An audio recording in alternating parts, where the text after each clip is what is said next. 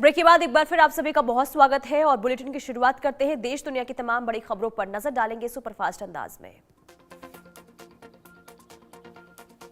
PM Modi दक्षिण Africa से स्वदेश लौट आए हैं। G20 में शामिल होने के बाद भारत लौटे पीएम। G20 समिट में पीएम की वर्ल्ड लीडर के साथ बैठक हुई। G20 समिट के दौरान एआई के गलत इस्तेमाल को लेकर पीएम मोदी ने चेतावनी दी और कहा कि इससे दुनिया को हो सकता है बहुत बड़ा नुकसान। पीएम मोदी ने कहा एआई पर एक अंतर्राष्ट्रीय समझौता होना जरूरी है। इसमें 3 चीजें निगरानी, सुरक्षा और पारदर्शिता सबसे जरूरी होगी। साउथ अफ्रीका में 20वां G20 समिट बिना औपचारिक हैंडओवर के हुआ समाप्त। राष्ट्रपति सिरिल रामाफोसा ने किसी अमेरिकी अधिकारी को G20 की अध्यक्षता का प्रतीक हथौड़ा नहीं सौंपा। एनसीबी और पुलिस ने ड्रग कार्टेल का किया भंडाफोड़। 328 किलोग्राम ड्रग के साथ 2 तस्कर को किया गिरफ्तार। पकड़ी गई ड्रग की कीमत 262 करोड़ रुपए। गृह मंत्री अमित शाह ने एनसीबी और पुलिस को बधाई दी। लिखा, तेजी से ड्रग कार्टेल को खत्म कर रहे हैं। नशा मुक्त देश की दिशा में ये बड़ा कदम। इजरायल के पीएम बेंजामिन नेतन्याहू से पीयूष गोयल ने मुलाकात की। बिजनेस फोरम, सीईओ फोरम पर बातचीत की गई। इजरायल के पीएम नेतन्याहू से पीयूष गोयल ने ट्रेड, निवेश, टेक्नोलॉजी को बढ़ावे पर चर्चा की। इजरायल के साथ स्किल टैलेंट पर सहयोग भी मांगा।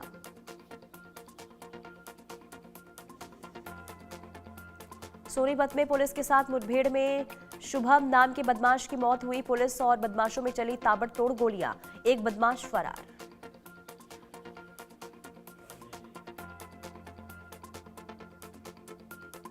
मथुरा स्टेशन पर मालगाड़ी के 7वें डिब्बे में अचानक आग लग गई। फायर ब्रिगेड ने काफी मशक्कत के बाद आग बुझाई। आगरा से दिल्ली जा रही थी मालगाड़ी।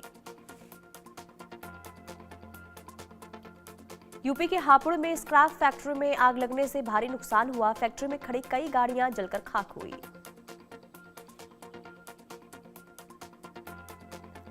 छत्तीसगढ़ के बीजापुर में सुरक्षा बलों को बड़ी कामयाबी। 7 नक्सलियों को गिरफ्तार किया गया। कब्जे से विस्फोटक पदार्थ बरामद। सीजेआई बीआर गवई का बड़ा बयान। न्यायपालिका की स्वतंत्रता जनता के भरोसे के लिए जरूरी।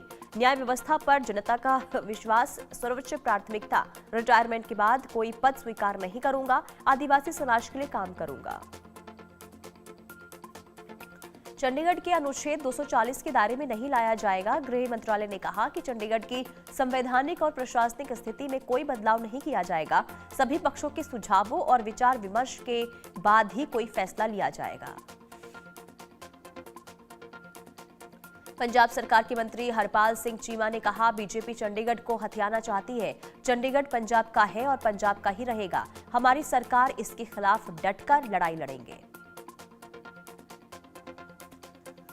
पंजाब कांग्रेस अध्यक्ष ने संविधान विधेयक 2025 पर कहा, यह सरासर अन्याय है। सरकार अनुच्छेद 240 के तहत संशोधन करना चाहती है। संशोधन में चंडीगढ़ को विधानमंडल रहित केंद्र शासित प्रदेश का दर्जा देने की बात की जा रही है। मौलाना अरशद मदनी का भड़काऊ बयान। बोले, दुनिया के बड़े शहरों में मुसलमान मेयर बन सकते हैं, लेकिन भारत में किसी मुसलमान को विश्वविद्यालय का कुलपति बनने तक नहीं दिया जाता। उनका आरोप था कि ऐसा करने पर उसे आजम खान जैसी सजा भुगतनी पड़ती है। बीजेपी प्रवक्ता शहजाद पूनावाला ने अरशद मदनी के बयान पर कहा, तुष्टीकरण वाले भाईजान एक बार फिर से काम कर रहे हैं। कुछ लोग राष्ट्रीय सुरक्षा नीति पर वोट बैंक नीति रखते हैं और अरशद मदनी भी इसमें शामिल हैं। कांग्रेस नेता उदित राज ने कहा, सिर्फ मुस्लिम ही नहीं बल्कि दलितों और ओबीसी को भी अपॉइंटमेंट नहीं दिए जा रहे हैं। हर जगह आरएसएस और बीजेपी के लोग अपॉइंटमेंट किए जा रहे हैं। मदनी के बयान पर कांग्रेस ने कहा, आपको इंसान की काबिलियत देखनी चाहिए। मैं तो यही कहूंगा कि एनआईए निष्पक्ष जांच करे। जेडीयू नेता नीरज कुमार ने अरशद मदनी के बयान पर कहा, भारत में लोकतंत्र है, यहां पर जाति धर्म के लोगों को काम करने का अधिकार है। महाराष्ट्र के डिप्टी सीएम अजित पवार का विवादित बयान, वोट न देने पर सरकारी निधि रोकने की कही बात। स्थानीय निकाय चुनाव के लिए प्रचार के दौरान दिया बयान। यूपी में अवैध घुसपैठ पर सीएम योगी आदित्यनाथ का सभी डीएम को निर्देश, अवैध घुसपैठियों की पहचान करके अस्थायी डिटेंशन सेंटर भेजने को कहा। उत्तराखंड के अल्मोड़ा में भीषण सड़क हादसा हुआ। अल्मोड़ा से हल्द्वानी जा रही कार शिप्रा नदी में गिरी, 3 शिक्षकों की मौत। फरीदाबाद में तबलीगी जमात पर जांच एजेंसियां सतर्क, मस्जिदों के इमाम को दिया गया निर्देश, जमात के सदस्यों के आने की तुरंत जानकारी दे। जमात से जुड़े लोगों की गतिविधियों पर नजर रखने का फैसला। जम्मू कश्मीर में सुरक्षा बलों ने एक और आतंकी साजिश को नाकाम किया। बोनियार के जंगल में AK-47 राइफल बरामद, 2 मैगजीन, 54 कारतूस भी मिले। दिल्ली ब्लास्ट केस में एक और संदिग्ध को जम्मू कश्मीर SIA और पुलिस ने हिरासत में लिया। पुलवामा में इलेक्ट्रीशियन तुफैल अहमद को पकड़ा गया। बंगाल और झारखंड में कोयला माफियाओं पर ईडी का एक्शन, 44 जगहों पर एक साथ मारी रेड, कोयला सिंडिकेट से जुड़े कई अहम दस्तावेज बरामद। नवी मुंबई के बेलापुर में सड़क पर चलती हुई कार में लगी भीषण आग, ड्राइवर ने कार से कूदकर बचाई जान, कार पूरी तरह जलकर राख। राजधानी दिल्ली के कई हिस्सों में स्मॉग की परत छाई, मयूर विहार और आसपास के इलाकों में AQI 429 दर्ज किया गया।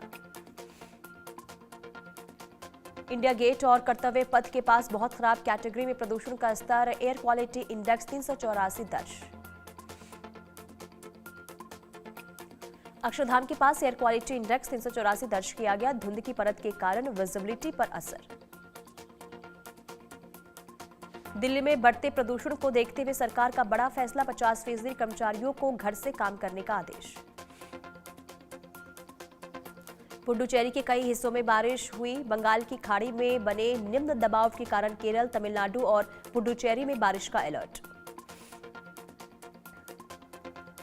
तमिलनाडु में टीवी के अध्यक्ष और अभिनेता विजय का कार्यक्रम, कांचीपुरम में उन्होंने समर्थकों के साथ बातचीत की। आंध्र प्रदेश की भगवान श्री सत्य साई बाबा का शताब्दी समारोह, वाइस प्रेसिडेंट CP राधाकृष्णन और CM N चंद्रबाबू नायडू शामिल हुए। उत्तर प्रदेश के DGP राजीव कृष्ण ने लखनऊ में यूपी के CM योगी आदित्यनाथ का स्वागत किया। पंजाब के आनंदपुर साहिब में श्री अखंड पाठ साहिब पंजाब के CM भगवंत मान और आप के राष्ट्रीय संयोजक अरविंद केजरीवाल शामिल हुए। पंचकुला में सरस आजीविका मेला 2025 का समापन हुआ। मुख्यमंत्री नायब सैनी ने मेले में लगे स्टॉल्स का निरीक्षण किया।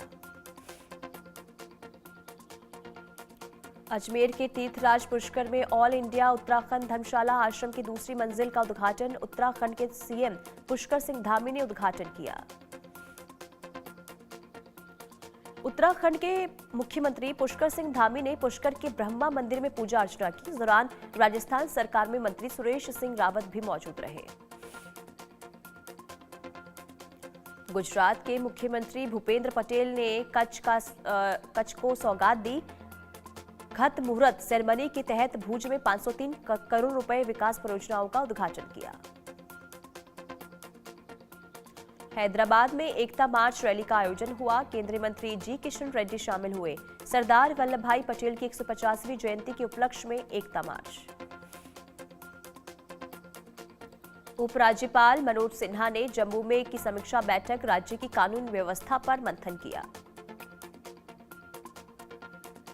बरेली में दूसरे दिन भी बुलडोजर की कार्रवाई। तौकीर के करीबी आरिफ के मार्केट पर चला बुलडोजर। 4 मंजिला मार्केट में शोरूम और एक सलून था। मुंबई में पंकजा मुंडे के PA की पत्नी ने खुदकुशी की। शादी को सिर्फ 9 महीने ही हुए थे।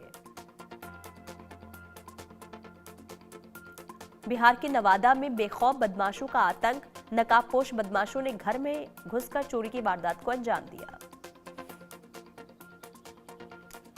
झारखंड के दुमका में एक ही परिवार के 4 शव मिलने से हड़कंप। बरदेही गांव में दहशत का माहौल।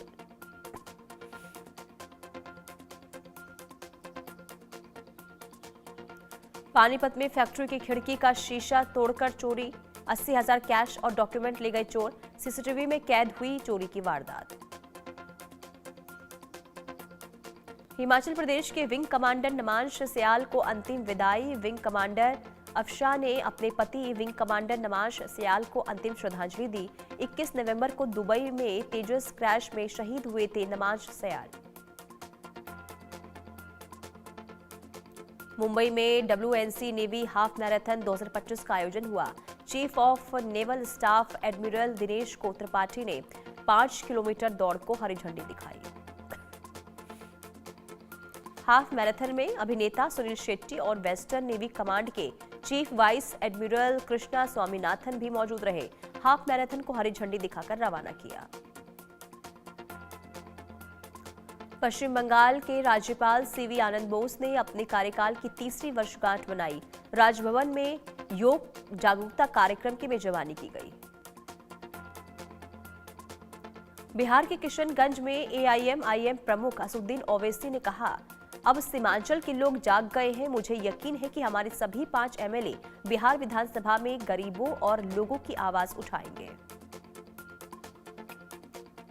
असम सरकार और ऑल असम स्टूडेंट्स यूनियन की तीसरी बैठक गुवाहाटी में असम की मुख्यमंत्री हिमंता बिस्वा शर्मा की मौजूदगी में बैठक हुई।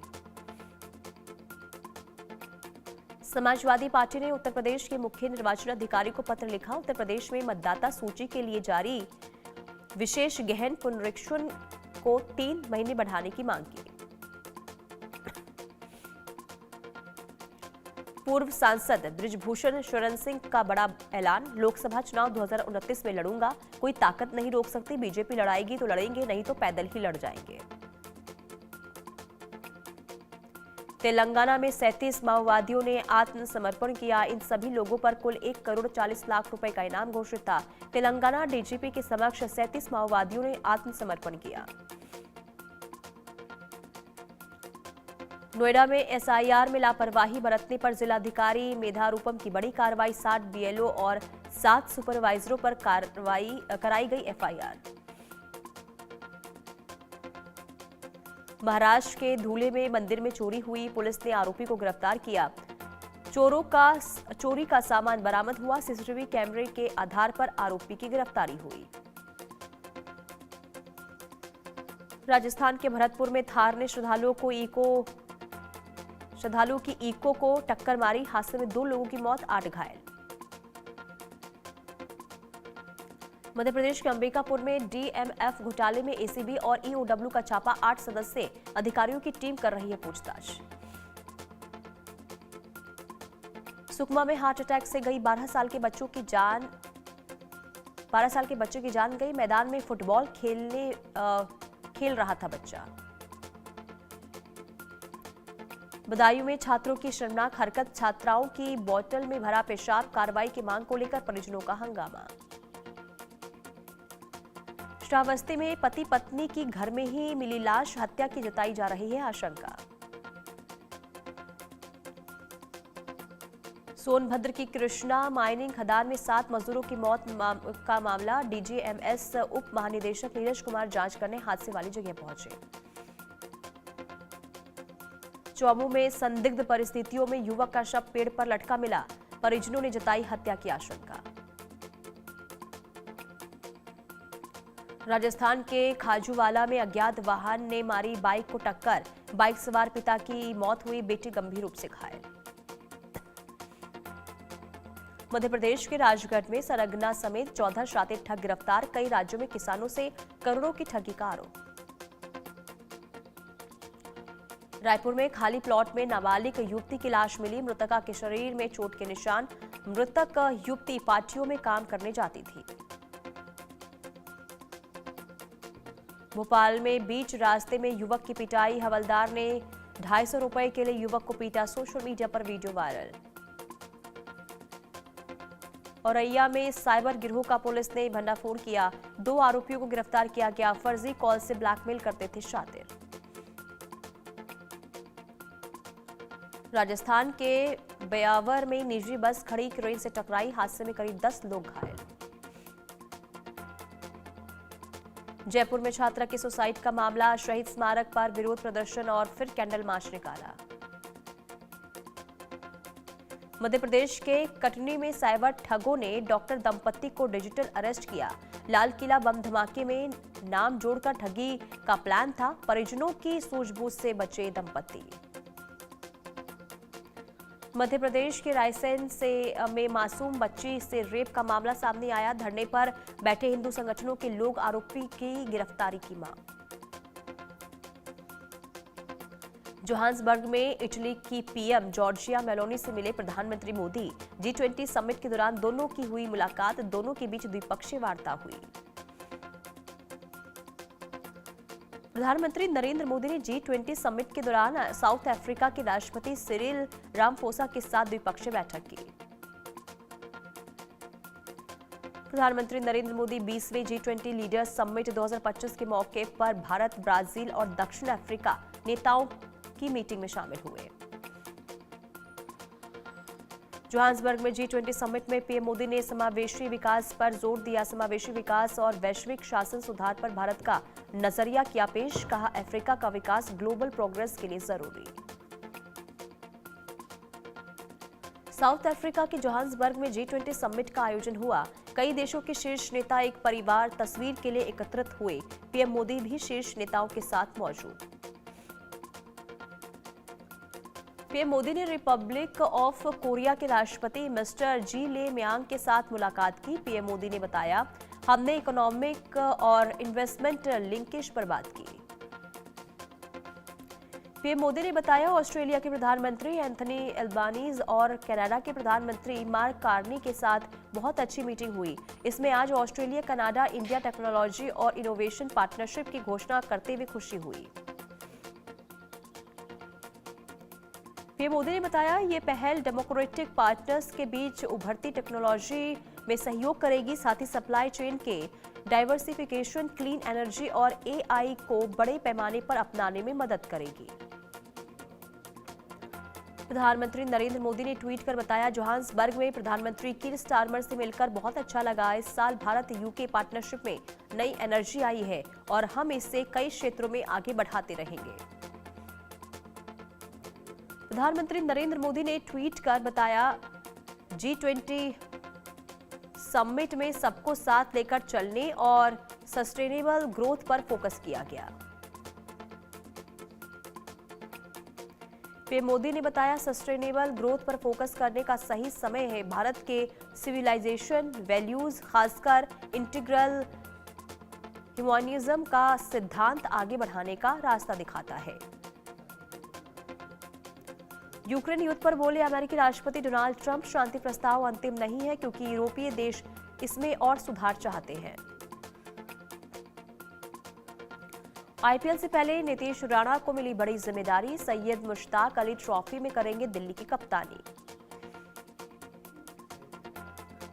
पाकिस्तान से ट्राई सीरीज के मैच में श्रीलंका को 7 विकेट से हराया। पॉइंट्स टेबल में पहले स्थान पर पाकिस्तान, सीरीज की तीसरी टीम है जिम्बाब्वे। पाकिस्तान के गेंदबाजों का शानदार प्रदर्शन रहा। मोहम्मद नमाज ने अपने 4 ओवर गेंदबाजी में सिर्फ 16 रन देकर 3 विकेट चटकाए। उनकी इकोनॉमी रेट केवल 4 की रही। ऑस्ट्रेलिया ने एशेज सीरीज का पहला टेस्ट 8 विकेट से जीता। ट्रेविस हेड ने 83 गेंद पर 123 और मार्नस लाबुशेन ने 49 गेंद पर 51 रन बनाकर टीम को जीत दिलाई।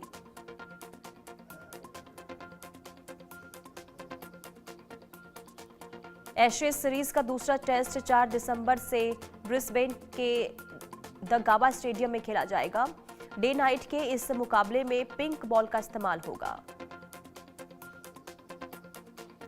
हेमिल्टन के सेडन पार्क में खेले गए तीसरे वनडे में न्यूजीलैंड ने वेस्टइंडीज को 4 विकेट से हराया। सीरीज में 3-0 से क्लीन स्वीप किया। मैट हेनरी ने 4 विकेट लिए। टॉस जीतकर वेस्टइंडीज ने पहले बल्लेबाजी की और न्यूजीलैंड के सामने 162 रनों का लक्ष्य रखा। कीवी टीम ने 30.2 ओवर में 6 विकेट खोकर ये लक्ष्य को आसानी से हासिल किया। गुवाहाटी के बरसापारा क्रिकेट स्टेडियम में भारत और साउथ अफ्रीका के बीच दूसरा टेस्ट जारी।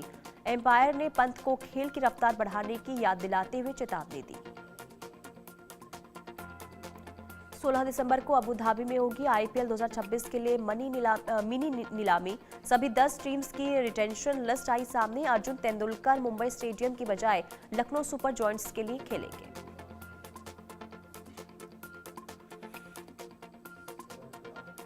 फिल्मी अंदाज में इंग्लैंड के युवा ऑलराउंडर सैम करन ने प्रपोज की अंगूठी देकर भावुक हुई प्रेमिका इसाबेल।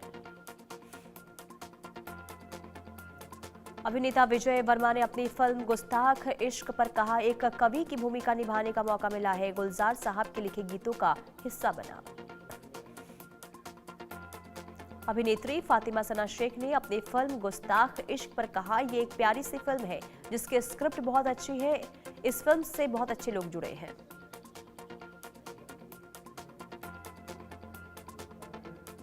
ग्लोबल पीस ऑनर्स 2025 का हिस्सा बने बॉलीवुड के बादशाह शाहरुख खान दिल्ली बम ब्लास्ट के शहीदों के लिए भावुक स्पीच दी और शांति का संदेश दिया।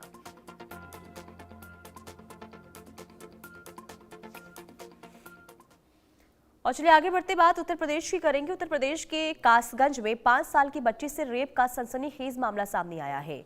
ताज्जुब की बात यह है कि नाबालिग बच्ची से रेप की वारदात को अंजाम देने वाला भी नाबालिग है। 15 साल के नाबालिग आरोपी ने टॉफी का लालच देकर बच्ची को फुसलाया और फिर घर से थोड़ी दूर सुनसान इलाके में बच्ची से रेप की वारदात को अंजाम दिया। टॉफी का लालच